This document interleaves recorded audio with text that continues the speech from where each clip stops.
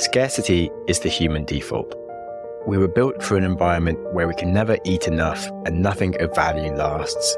And if we were to venture too far away from the tribe, we would die. Yet, in the modern day, our inbuilt mindsets of fear are exactly the opposite of what we actually need to thrive and be happy. This entire area is such a fascinating topic that I love diving into. And it's something that I think you can just always keep coming back to because it's just so fundamental to the human experience. Certainly in the modern day, we have growing anxiety and burnout, and a lot of the answers are completely within our own capabilities to fix, but we can't see them. Hello and welcome to the Growth Mindset Psychology Podcast with me, Sam Webster Harris, exploring the science of self-improvement and the philosophy of a life well lived. To deal with my own scarcity mindset and desire to continuously farm my brain for episode ideas, I'm taking a long weekend off for my birthday and instead bringing you this epic episode from the archives. It was one of the best rated for a very good reason.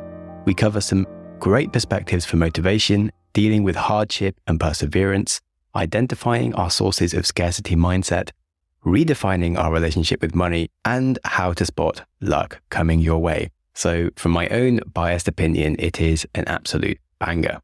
Today, I have Kyle Livingston on the show, who is a serial entrepreneur, and he's someone that really has just lived through so many things, coming from starting in a place of scarcity and anxiety, and how he's overcome that is just a brilliant story that I think will really help other people develop better mindsets, which is why I'm really excited to share this epic interview. And to kick off, Kyle has a truly insane story of growing up, and I'm British, so I'm quite understated at best, so I wouldn't say something like that lightly. So honestly, Kyle blew me away with how he overcame the fairly crushing start to life. And yeah, take notes, enjoy the stories and the lessons from Kyle Livingston. I know every operating system like the back of my hand. I have 25 years of experience and have worked with several people from your company. I've been recognized for my passion. My team is everything. LinkedIn delivers candidates who rise above the rest. With an up-to-date view into shared connections, skills, and interests you won't find anywhere else. See why 86% of small businesses who post a job on LinkedIn get a qualified candidate within a day. Post a job for free at linkedin.com/achieve. LinkedIn, your next great hire is here. Auto insurance can all seem the same until it comes time to use it. So don't get stuck paying more for less coverage. Switch to USAA Auto Insurance and you could start saving money in no time. Get a quote today. Restrictions apply. Today we have Kyle Livingston on the show, who is an entrepreneur and business owner, and in his own words is a chief bottle washer and trash taker-outer. And he has a really fascinating story from his life, which I can't wait to get into. So Kyle, welcome to the show. Oh man, thanks for having me. I'm excited to chew through some of this today with you. You alluded to a very interesting upbringing, and one of the ways I'd like to start the show is asking people where they think their mindsets came from and what they were like as a child and how they grew up. Yeah, man, absolutely. I joke with one of my buddies, his name's Anthony. I joke with one of my buddies and he's always telling me, he's like, dude, you had every reason, every opportunity, like everything stacked up against you to go left at every point in your life and like take the road that everybody else takes, and you didn't. And that really comes from part of the way I was brought up. Without getting too crazy into the details of the story, I was actually left at a yard sale in one of the most ghetto places in Southern California when I was 12 weeks old. The family that was having the yard sale had intended on adopting me previously. The adoption didn't go through. And my birth mom was kind of a druggie. And from what I understand, she had had 3 attempted abortions with me, one of them at a clinic, 2 at home. Nothing worked. I ended up being born 6 weeks early, a little premature. And I was in an incubator for 6 weeks. And then I got out of the hospital for 6 weeks. And she just had no business being a mom. She basically comes to the yard sale that these people are having. And she's like, hey, can you watch him? I know you wanted to adopt him at some point. Can you just watch him for a couple hours? Like, I need to go party. I haven't had my fix in some weeks. I need to go party. She just didn't show back up. Called the next day or the day after that and said, hey, listen, like if you want to keep him, you can. And so that's how my life started. And growing up in that house and in the area, dude, it just wasn't a good spot. Like it wasn't a healthy environment in the community that we were in the house that I lived in. Obviously, my parents did a really good job at raising me and I'm thankful for them. But like I had siblings in the house who were druggies, didn't live in a very good neighborhood. And from the moment I was literally born, dude, like I had every reason to play victim and play this was the hand I was given to me type of mentality. And I was able to turn it around into taking control of my own life, and everything that I have going on now is just, it's because I understand that I am in control. So were you just always interested in different things from when you were like a 5-year-old to everyone around you? Or did you just have like a revelation moment when you were like 18 that you're like, I could actually do something else with my life? So how did that come about? I think it was a culmination over the years. I can't remember one moment where I'm like, this is going to be my life. But I do remember growing up and seeing the mistakes that my older brothers made and my sister. And I remember having to, in essence, bounty hunt some of my siblings around the country because they skipped bail. And like, I saw all the drugs that they were involved in and the commotion and the arrests and all those things. And so at a young age, I kind of learned from their mistakes. If I go this path, I get these things. And so I kind of started going on that path and quickly realized that like, man, if I go down this path, I'm going to end up just like the rest of my family is right now. And so it was really a culmination of learning from other people's mistakes and seeing like what they have, I don't want. So I think that's what ingrained that mentality into me, was just learning from their mistakes. Do you feel like the fact that you were not a blood part of the family, that you felt slightly distanced from the rest of them? As in like your brothers and sisters, or I don't quite know your family dynamics. I would say no. But to be fair, I don't know any other way, right? Like, I don't know what would the other side would feel like. And I would say, if anything, like as a child, I would use that as ammo when I argued with my mom. Like, that was the one thing that I can remember growing up. It was like, I'll just go back to my real mom. And like, as a child, I would use that as like me throwing rocks or ammunition. But no, I can't say I felt any different, man, to be honest with you. I always felt like part of the family, never felt like I wasn't. I consider them my parents and my brothers, and like they're my family. So yeah, I don't feel like blood had anything to do with it, to be honest.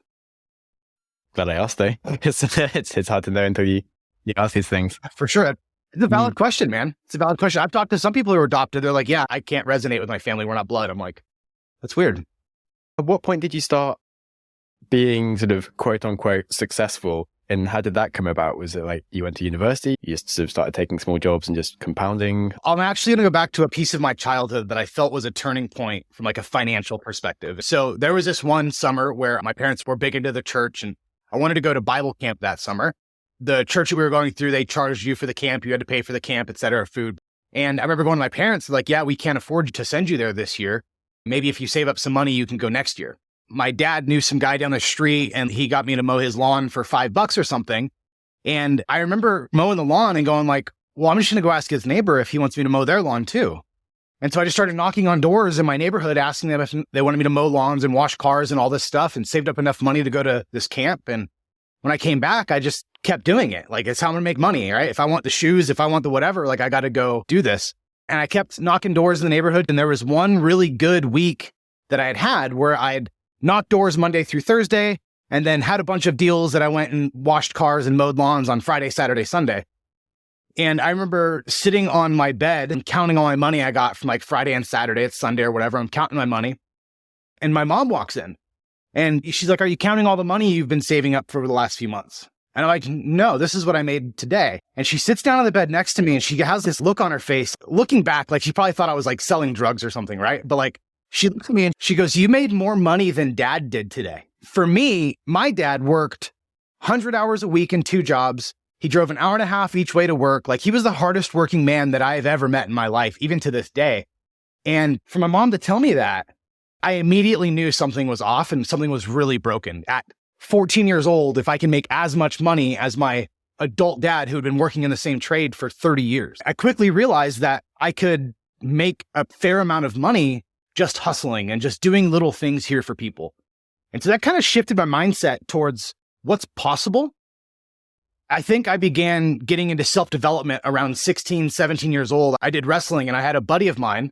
We were out on a wrestling tournament, and we're staying at his dad's house. His dad comes out and we're talking, and he goes, look, man, I really think you would really like this book. And he hands me How to Win Friends and Influence People. I'm 16 years old, never read a book in my life. So I read this book, and it completely changes the paradigm of how I perceive success. I'm like, well, if they can do it by thinking and talking, I can do it by thinking and talking. And my goal forever up to that point was, dude, if I could just make $10,000 a month, like I'm going to win. And so 15, 16, 17, 18 years old, my goal is 10K a month, 10K a month. If I get to 10K a month, bro, I am set. I can go get the Lamborghini. This is my childish brain. I can go get whatever I want. That was my first goal that I had coming out of that season of my life. If I could just get to 10K a month. But it all started washing cars and mowing lawns, man. With the 10K and wanting a Lamborghini, what then changed around that? And did you get a Lamborghini once you hit 10K? Like, I got a toy Lamborghini maybe when I hit 10K, but definitely not a real one. Here's how it's changed for me. And with the moment I realized 10K just wasn't going to be it, I was actually driving down the freeway. I was 18 years old and I was driving a work truck that I had from a company I was working for. It was a 15-year-old F-150 with a piece of plywood for a tailgate, and half of the steering wheel was ripped off and it had like metal steering wheel and like a cushion steering wheel. And it was just an old beat up work truck. I'm driving down the freeway and I see this big giant billboard and it says, if you didn't make $10,000 last month, call me with a phone number. That's all it said. I bust out my cell phone, I call the number and I get a voicemail. So I'm this excited 18-year-old kid. Hey, what's up? I just saw your billboard. I want to make 10K. Call me.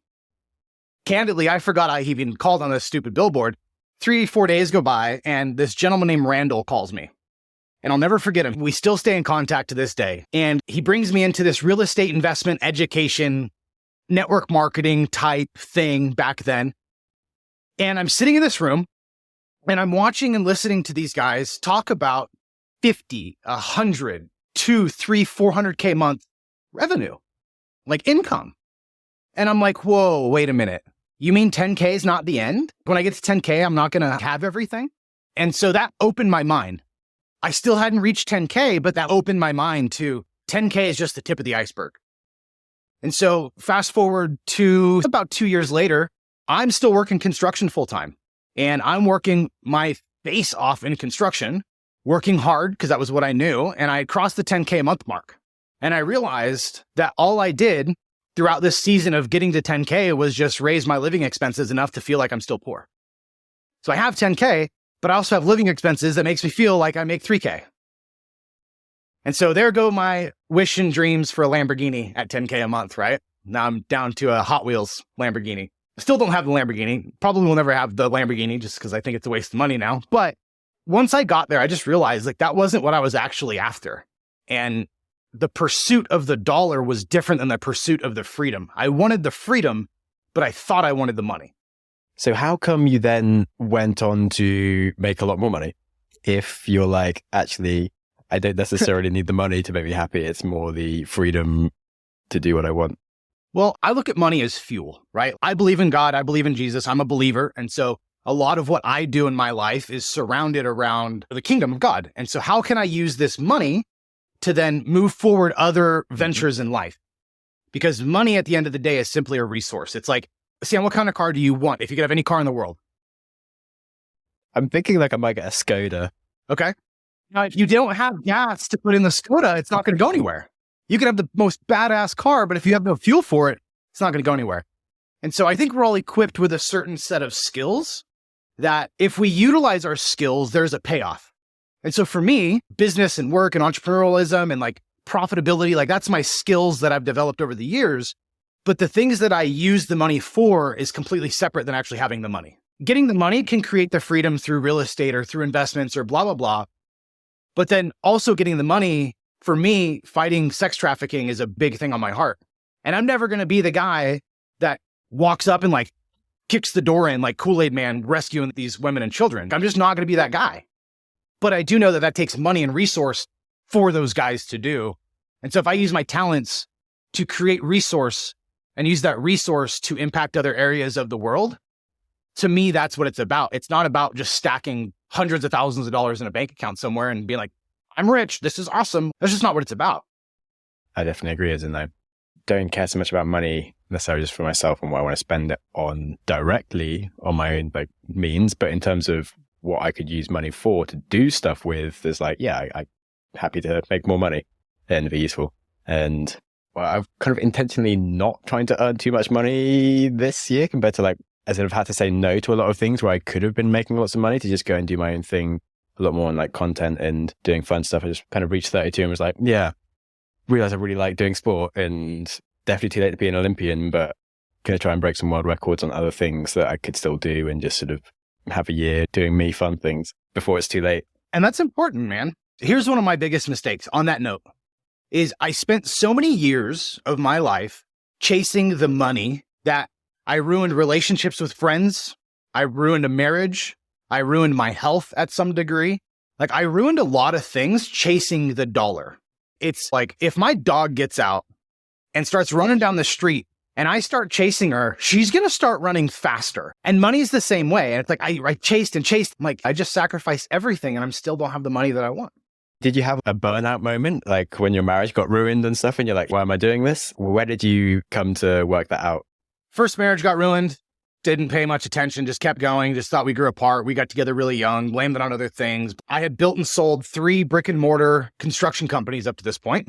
Some of them were really successful. Some were still successful, but not as. And I'm on my 4th brick and mortar business, and we're in Albuquerque, New Mexico. I have about 20-ish employees working for me at the time. Some of them lived with us in the house. Some of them lived in an apartment we had rented. And I remember we went to the store to get some dinner or groceries or something. And I pull back up into our house in Albuquerque. And I remember as I'm getting in the house, like I'm just not feeling real well, feeling kind of nauseous, not feeling good. As I'm going to walk into my bedroom, about 10, 15 feet before I get into the bedroom, I just collapse. Boom. I can't feel my arms. I can't feel my legs. I feel like I have an elephant sitting on my chest. I'm 26 years old, thinking I'm having a heart attack. Like, this is how I'm going to go out right now? 26, having a heart attack? Like, this sucks. They rushed me in an ambulance to the hospital. And I remember 3 moments over the next 32 hours.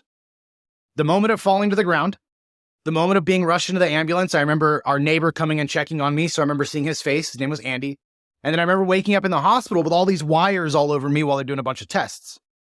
The doctors come back in after running tests for 20 plus hours on me and basically tell me like, hey, there's nothing wrong with you. You're healthy. It must have just been a panic attack. I'm like, a panic what? I have no idea what this is. No idea what an anxiety attack. No idea what a panic attack is. Nothing. So I go home and the next day I get back to working. And my now wife, who my girlfriend at the time, she's like, hey, like you need to chill out. You need to relax and take some time off. And for the first time in my life, I had figured out and found out what anxiety and panic felt like at 26 years old. And it was because I had ran so hard, so fast for so long chasing a dollar that I neglected to take care of my health and neglected to take care of my mental state. Like for you, you're like, dude, I just want to take a year off and do me. Like I had never done that. I had been from 16 to 26 working my face into the ground for a dollar. I didn't notice it at that time, but over the course of the next few years, as those patterns continued to happen, I had to take a step back and say like, why am I still feeling the same way I've always felt? And I realized at that moment when I collapsed onto the floor was my body's way of saying like, hey man, you can't go down this path anymore and you have to do something different. Okay, we're going to have a quick break for our sponsors and we'll be straight back into it to learn more about how a scarcity mindset develops with money and how Kyle learned to overcome it. This episode is brought to you by Indeed. When your computer breaks, you don't wait for it to magically start working again. You fix the problem. So why wait to hire the people your company desperately needs? Use Indeed's sponsored jobs to hire top talent fast. And even better, you only pay for results. There's no need to wait. Speed up your hiring with a $75 sponsored job credit at Indeed.com/podcast. Terms and conditions apply. I think I just won my taxes. Yeah? I just switched to H&R Block in about 1 minute. All I had to do was drag and drop last year's return into H&R Block, and bam, my information is automatically there. So I don't have to go digging around for all my old papers to switch? Nope. Sounds like we just leveled up our tax game. Switching to H&R Block is easy. Just drag and drop your last return. It's better with Block. Do you feel like you had anxiety over money that made you kind of want to keep on getting more of it then? I suppose so. Yeah. Nothing ever felt like enough. No matter how big of deals we did, no matter how many payouts we had from clients, I just took that money and just went and hired more people or bought more trucks or did more things to further the business. Like it never felt like enough. And the anxiety around not having enough, I think was the anxiety pain point. not the anxiety around going and finding it. It was the anxiety around not having enough. Because growing up, there would be times where I'd be coming home from school and I'd go to get in the shower and I'd turn the shower on and nothing comes out. My mom's like, oh yeah, our water got shut off today. Well, when can we get it back on? Probably next payday, 2 weeks from now. Shit, I have no water. And so now we're taking a bath out of borrowed water we put on the stove, and it's like we heated up the water on the stove and we took a little bird bath with lukewarm dishwater, basically. So I was always trying to run away from that. So the anxiety that did arise was from just not having enough. Kind of scarcity mindset versus abundance mindset, would you say? 1,000%. Did you have any therapy to get over these things? Or was it just intentionally being okay, I need to take some time off and actually nothing's going to fall apart because there is probably enough money for me to be alive? How did you get through that shift? It wasn't through therapy necessarily. It was through other coaches and people. There was a time where I needed to invest to get some help that I needed from a coach. And there are a lot of scammy coaches out there. Not every coach is going to help you out. So I got it through coaches challenging me on my beliefs. I got it through reading books and challenging me on beliefs. I got it through attending seminars. I got my help through the self-help kind of world, not necessarily getting down and talking through it with a therapist. And who knows, dude, maybe there's some stuff that they can pull out in me that I just don't see. But yeah, I'm not a huge fan of sit and chat therapy. Kind of the point of therapy is to challenge people on their beliefs, like you said, was the thing that helped you, but in a supportive way to make them kind of not feel like they're dumb, but to be like, oh yeah, I could see the world like this, and just sort of just run through the different so we just have so many hypocritical things that we're thinking about, as in obviously just trying to make as much money as possible so you can enjoy your life, but you can't enjoy your life if you're just constantly working, etc. And that was the thing. I got to my first 10K month and I was like, dude, I have no time.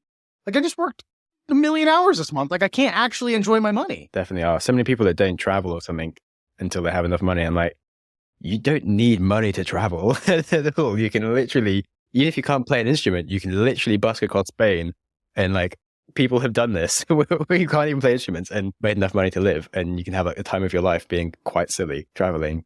But yeah, minds were funny things. Dude, they're such funny things. And I always tell people the 6 inches between our ears are the most deadly thing to ourselves that exists. If you want happiness or you want joy or you want to go bust around Spain, our minds are conditioned to tell us no, almost. It's that fight or flight response. When you think about the way we're primally designed, it's we're primally designed to hang out in a community so we don't get eaten by bears.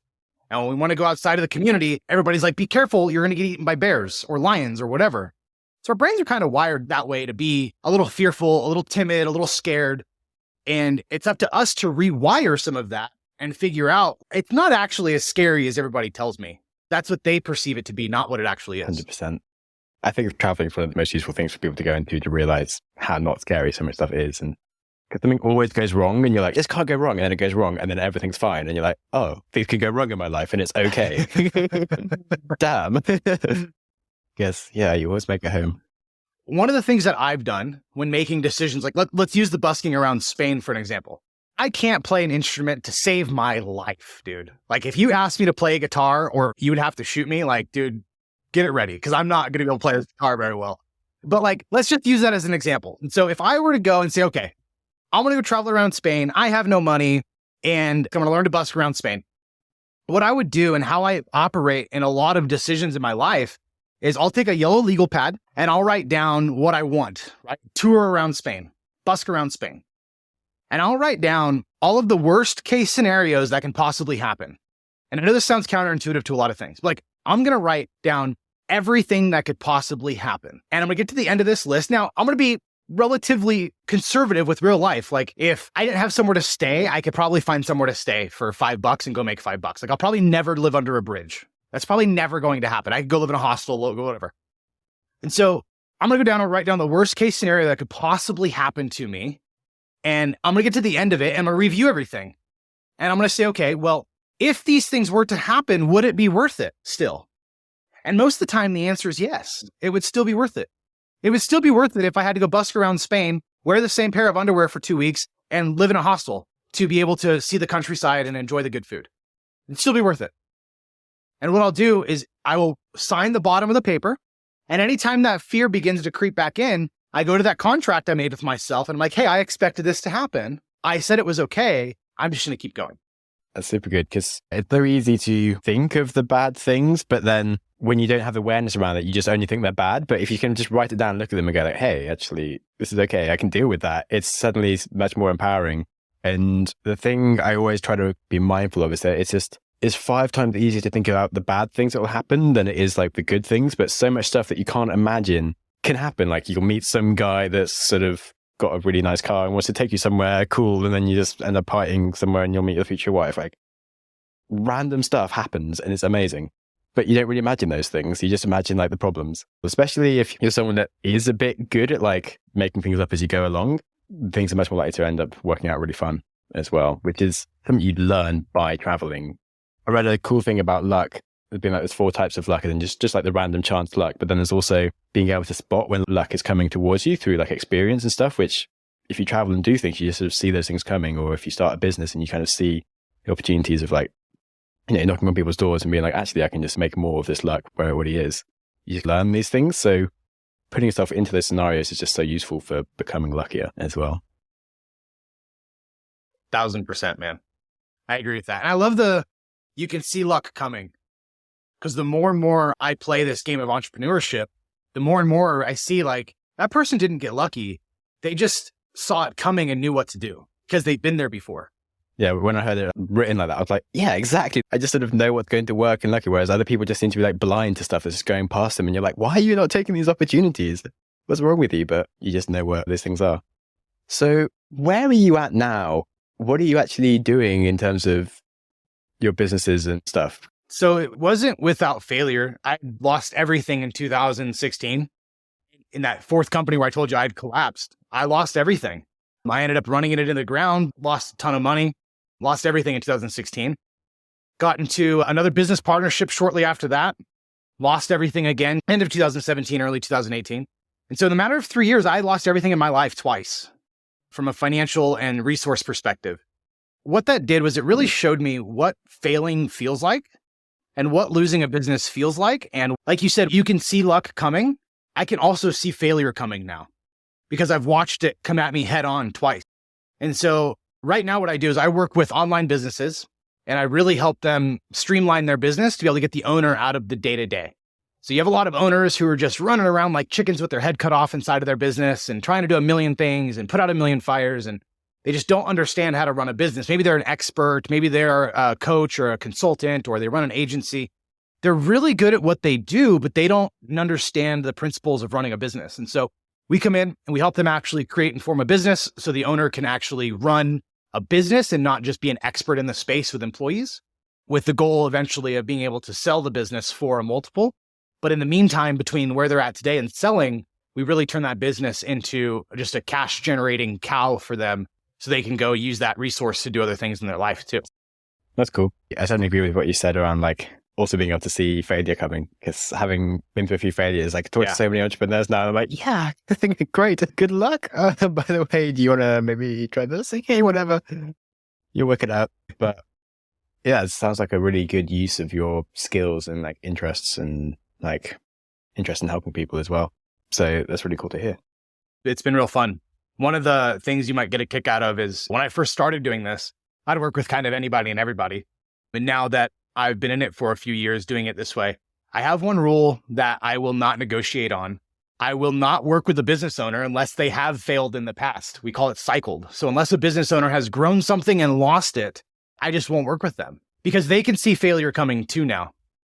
And so because of that, when you work with someone who can't see it and you're telling them like, hey man, you're in the middle of the railroad tracks, there's a train of failure coming your way, you need to move, and they don't listen to you, it's painful watching them get hit by that train of failure. And it's almost as painful for me going through it as it is watching them. That's really interesting. What about, because I do like mentoring people like when they're younger and things. And so how do you approach something like that? Or do you just not take someone on if they're just like really young, but like they do need your help? I used to work with kind of everybody. I'll refer them out to people I know that can serve them better than I can. The thing that I'm looking for is, at this point in my career, in my life, are really big levers.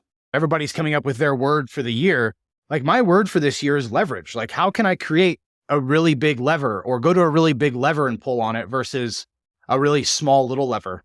And so I'll refer them out to people that I know and trust that are set up to work with people like that. But yeah, I don't work with them directly. I'll refer them out to somebody that I know can help them better than I can. Something else that I feel I've also learned through, along with like the spotting luck that's coming along, or like when the failure is going to happen, is that if you have a set of skills, you may as well go to the people where they're most valuable, and you can just do so much more with your skills when you have people that like really need them, as opposed to trying to help people that haven't got any like actual skills themselves to do anything useful with what you're trying to help them with, or money or assets and things. And yeah, if you're super good at like helping people grow a YouTube channel and you go to someone with like 1 million subscribers, you could create another 1 million subscribers in like a month. Whereas if you double someone with 10 subscribers, it's not that much kind of thing. And so yeah, you can just be so much more effective by going to bigger levers. So do you have like a framework around like business size or anything at this point now, or like what the kind of things are that you would specifically help with? Or is it just kind of anyone running a business that kind of just needs someone to make it more formal? It's got to be an online business. They have to be generating at least $150K a month in revenue. So between 1.5 and 1.7 million a year is kind of the target. Online coaches, consultants, agencies, some type of a service-based business, not really a product-based business, has to have failed in business. They have to understand marketing. And typically, if somebody understands marketing, they understand sales, and they're just not that great at business, we can come in and find tons of money laying on the floor in their business. And the things that we really focus on are like the infrastructure of their business. Because a lot of the times, man, as shocking as this is, you have businesses that do hundreds of thousands of dollars a month, and their entire business is ran on like a Google spreadsheet. You ever seen that like statue, the Atlas stone? The person's carrying that big world. That's how most business owners feel, is they have the world on their shoulders. And so we go and create the infrastructure so it holds the world and the business owner can get out from the day-to-day of the business. And so that's the first thing we do, is build that infrastructure to hold the weight of things. And then I'm a big believer that you should make decisions off of data, not emotion or conjecture. Once you begin making decisions off of emotion in business, you typically are going the wrong direction. You have to make decisions based on data. So the second thing that we do with these clients is we gather all the data, we make it all accurate and reliable. And then I'll teach the business owner how to actually diagnose problems inside of their business. And so if they're spending too much money on marketing and not generating enough profit, I'll teach the business owner how to actually go in and troubleshoot that problem. So I'll teach them kind of how to fish rather than just fish for them. So I studied biology at university and then proceeded to run a bunch of businesses. And people were like, how are you running businesses? You studied biology. I'm like, one, people never studied anything can run a business. Two, science. Make a hypothesis of what will work and test it and work out why it's not working without getting lost in your own ego and being an idiot and just deciding it's going to work anyway. That's literally how to do a business. And like evolution and competition and all that stuff is literally how businesses survive and change and thrive, but just with animals and stuff. So science around like your business and just like actually working out why things are happening and questioning it instead of just assuming stuff is pretty essential. Cool. And how did you like first go from a guy that had run a few businesses, some successful, a few failing, to helping people with their businesses? Was there just someone that you knew that you were like, oh, actually I can sort that out for you, and just suddenly realized that you were just becoming a bit of an agency? Or did you formally go, right, I run this 7-figure agency and starting from nothing? So when my fourth brick and mortar company had to close the doors and we lost everything in 2016, I committed to getting out of the brick and mortar world and committing to go to the online world. And so that was the transition of my life, was like, I have to get out of brick and mortar and I have to get online. And I began looking and researching and asking people who were doing well online, what they were doing, how they were doing it. And to be honest, I paid lots of money to get into really big rooms where people in masterminds were doing what I wanted to do. And so I had to go find money half the time, go leverage money, borrow money, make money, something to get into these rooms. And then once I got into these rooms, I could see what was kind of going on. I could get some help. I could ask for things. Initially, I went and bought an RV, gutted it, remodeled it, traveled the country in the RV for a little while, which was awesome. Totally a story for another time. I bought every course and program that I could possibly find on online marketing. And I sat in the forest for the next 6 months and I watched everything over and over again. And I said, I can do this for other people, for small businesses. And so I started having conversations with business owners saying, hey, let me do your marketing for you. And at the time, that was a really big thing. And so that's what kind of got me into the online world. And the shift that happened for me was I was running ads for this gentleman out of New York. And he owned a brick and mortar construction business that was a very specialized niche construction business. And we were running ads for him, and he calls me. He goes, hey, man, we have to turn ads off this month. He's paying me on retainer to run his ads. I was like, why? They're crushing. You're getting leads. You're getting work. He's like, I can't fulfill on all the work we're doing. I have too much work, too much opportunity. I have to stop paying you the retainer. We got to shut off ads. I remember hanging up the phone, and I'm like, dude, this is my biggest client. Like, what am I going to do here? So I call him back. I'm like, hey, you're not going to stop paying me a retainer. I'm going to send you the invoice for next month, but I'm going to fly up to New York and I'm going to fix your operational issues in your business. Because I had a construction business. I knew the struggles he was struggling with. I knew I could fix them. Thankfully, it agreed to keep paying me a retainer. I flew up to New York, spent 4 days with him in person. And then over the course of the next few months, I'd fly up there occasionally and spend time over Zoom.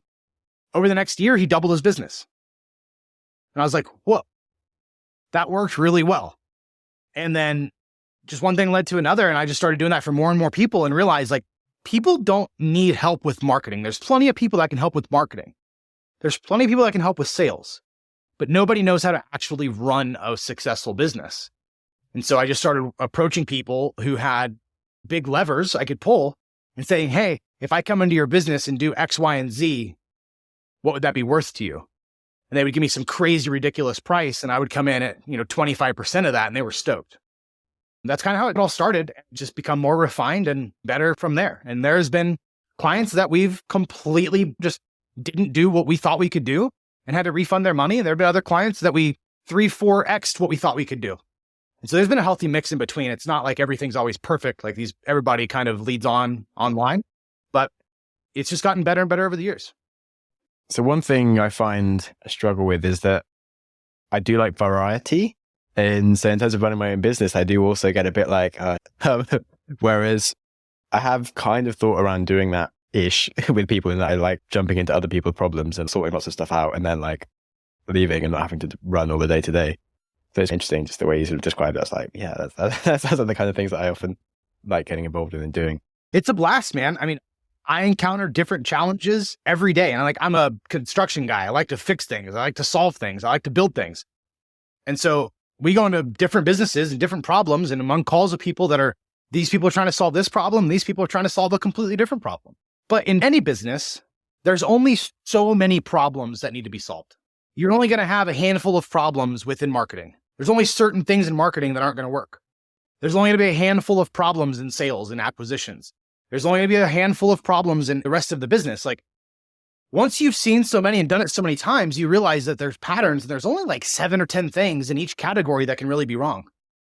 And so it might feel like you're solving a completely different problem, but it's at the core, probably a issue you've solved a dozen times before. I don't know about like hard topic change, but like, how do you feel about relationships and people being like, oh, we have such a special, unique relationship and we're very different versus actually most people, their problems are kind of similar?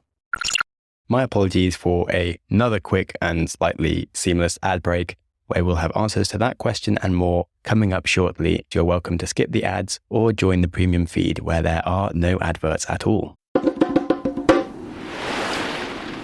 How do you feel about relationships and people being like, oh, we have such a special, unique relationship and we're very different? That's a good question. Dude, I think relationships, and it's something that, to be candid, I'm still working on in relationships. Like I don't have relationships knocked down perfect at all. I'll give you this example. I was having a conversation with a group of guys today. One guy, his wife just walked out on him beginning of the month. Another guy, he just went through a divorce like 6 months ago. And they're talking about all of these things about like becoming better and, if you wouldn't date yourself and all these things. And I think relationships really get boiled down at its most simplistic level of if you treat yourself and you take care of yourself and you become the best version of who you can become, your relationship will be something special and unique because 99% of people aren't willing to do that. Think about how many people you know that go through a relationship and they're fat and sick. They get a divorce and 9 months later they have a 6-pack and they eat nothing but chicken and broccoli. Or you see these people struggling with money and struggling with finances in a marriage. They get a divorce and all of a sudden they're wealthy and rich. It's the same people. It's just their willingness to invest into themselves because by nature, humans like to point fingers and blame, especially men, like with this ego. It's like, I can't tell you how many men blame their issues on their wife. Like, oh, it's my wife's fault. Dude, it's like, you're 48 pounds overweight, haven't been to the gym in 2 years, and hardly got out into the sun in the last 2 weeks. You look like an albino cupcake. And you're talking about your wife, XYZ. Dude, go to the fucking gym. Go for a walk. Go outside. Be better. And I think that those special relationships, quote unquote, are special because people do special things like take care of themselves, which most people don't. I like that. That's great. And yeah, 100%. And there's no reason that you can't do these things. It's total responsibility. Nice. Glad I asked. Sometimes I have a bit of a topic change. Like, I'm not sure why I asked that, but I've just gone there anyway. But I was like, yeah, had a feeling. Cool. Interesting. So do you find your friends often come to you to advice, or do you think you just give people advice? Because just my nature, I kind of have to be careful of just giving unsolicited advice. 1000%. And so we'll get into conversations with people and I'll ask them like, hey, do you want my perspective here? And I think I've done a really good job at surrounding myself with people who play at a high enough level, like they take care of themselves. They operate in a way where they think in abundance, whether it's financially or emotionally or spiritually or whatever. And they're in a place where they're wanting the constructive criticism. They're wanting the feedback because at the end of the day, their pursuit is the next level of who they should be. Well, I think friends that can be honest with you are super valuable, because plenty of people that will just sort of come and say great stuff, but the ones that will tell you when you're being an idiot are super useful. This just happened in November of last year. I have a buddy of mine and I was telling him about this problem I was having with the client. And I was telling him about this thing I was trying to solve. And I don't know, we might have to bleep this out, but he goes, can I just be honest with you, man? I was like, yeah. He goes, I think you're just being a little bitch. And I just needed to hear that. It's like the little slap across the face. And it's like, I just needed to hear that. Granted, he wasn't very gentle about it, but like, I'm not a very gentle human, so I could take it. And like, it was what I needed to hear. And most people will not be honest with you enough to tell you when you need a wake-up call, or when you're being soft, or when you're being too nice, or when you're being too mean, or whatever. I just don't think people are willing to do that. Another one is, when you had your failures, did you have friends that were specifically really useful and others that you're like, I thought we were friends and now you're completely unhelpful? Yeah, 1000%. Through my failures, besides my now wife, I've had one friend that stayed with me the whole time. Everybody else will just stop talking or leave, or it's like they were your friend because you were successful, not because they were your friend. So yeah, 100%. I definitely had 99% of people leave. Do you feel like the same would happen again now? Or have you been intentional at making relationships that have a bit more substance in them? Or do you think it's just like impossible to actually make that happen? No, I think it's about who you surround yourself with. And now I'm at a place in my life where the friends that I have, like if I were to fail tomorrow, one, they would figure out how they could help me get back up and win, but they would also champion me and stick around. Like I could name 10 people to you right now that I know if I were to fail tomorrow, would be right by my side in 6 months. Sick. Yeah, happy to hear that. And it was just, again, being very intentional with who I'm setting friendships up with, what their goals are in life. Like I found it very hard for me because I have such big, ambitious goals to surround myself with people who don't. Like if your goal is fat Cheeto fingers, making $27,000 a year, living in your mom's basement, we just can't be good friends because we live in totally different worlds. Yeah, struggled with that. A few things to like finish up on. What is one of the kindest things someone has ever done for you? Well, my immediate reaction, one of the most kind things that I had ever done was I had gotten sick with the flu, and I'd had some friends come over and they delivered like a care basket to my house. And they hung signs on the street. That was like when I needed to leave, it was get well soon signs. And that was probably one of the most kind things. As soon as you asked me, that was the first thing that popped in my head. And that was 10, 12 years ago. Like I still remember that to this day. Like they hung signs on the stop sign, underneath the stop sign, and on the telephone poles all the way down the street, with just signs saying get well. And that was just really sweet. Yeah, it's just nice to sort of see the things that actually stick in people's minds and remember, because it's just, if you ever happen to be in a similar situation, it's like, this is an opportunity for me to like make someone's day. So noted. Thanks. And then, what is one of your earliest ever memories that's vivid, and can you please describe it? I remember we had a gravel road that we had, like kind of gravel, kind of not. And there were these black tar squares that we had on this road that we deemed skate squares. And so we marked them out in chalk and we would draw on them, and they would be the places that we'd go practice our skating tricks, because it was the smooth spot you could skate on out of the whole street. It was the one smooth spot. I'll never forget, we had this menace on our street named John. And so we written on these things in chalk. I'm like, I don't know how old I was, 6, 7 years old. Written all these things in chalk. And this guy comes up with a bucket of water because it's in front of his house and he just demolishes everything that we had painted and like drawn on and everything. And like, he took the skate squares away from us. I had a bunch of friends that were all like upset and angry because this guy washed away our skating squares.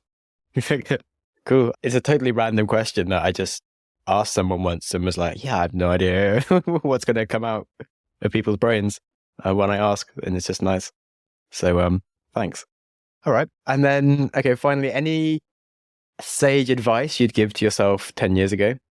Take time to think about what you're doing and not just work through the problem. But take time and critically think about how you can solve this without just working and working and working and working and working. Okay, cool. And then what do you think your 10 years ago self would have said to that, or would have needed further to make them like actually do the time? As in, like, would there have been like a specific example of been like, okay, if this happens, actually sit for half an hour and just like call someone else or talk? Like, is there something you could do that you can explain that would make it more practical?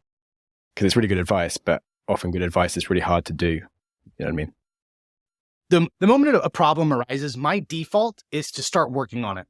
And so I have had to catch the pattern of, before I put my hands on it or my attention to it, take a step back, especially when I'm feeling really overwhelmed, and maybe even read for 10 minutes to shift off the subject and then begin thinking about how you would solve it. So like for me, it's like when a new problem arises and I want to put my hands to it, just taking a moment to actually go and solve it and think about how I would solve it first. Cool. Thanks so much. That was really, really fascinating. Super glad we got to hang out for an hour and talk.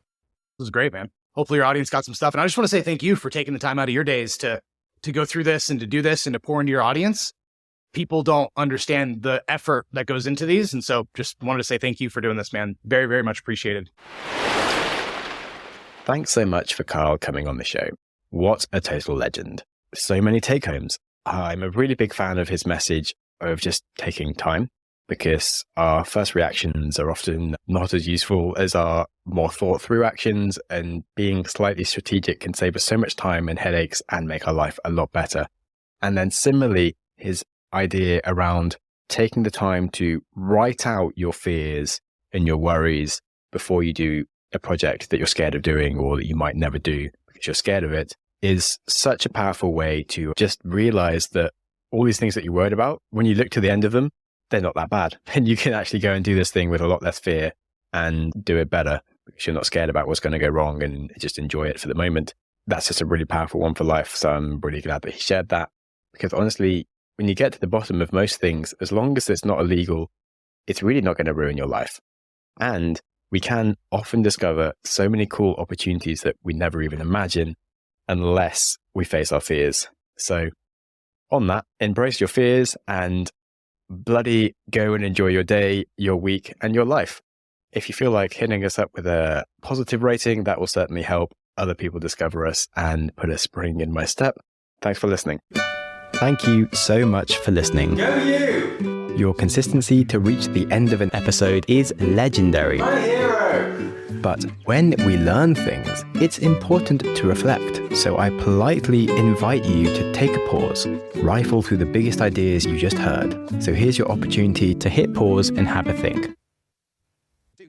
Okay, did you wrestle with some insights? Information doesn't stick when we race from one podcast to the next without using our brain to play with the knowledge. So here's another go at a pause. Alrighty, I'll let you off to continue with your life now. If you have any ideas or feedback for the show, I'm always interested to hear from you. You're the best! And other than that, please stay curious. Curious. Quote. Smiling for no reason.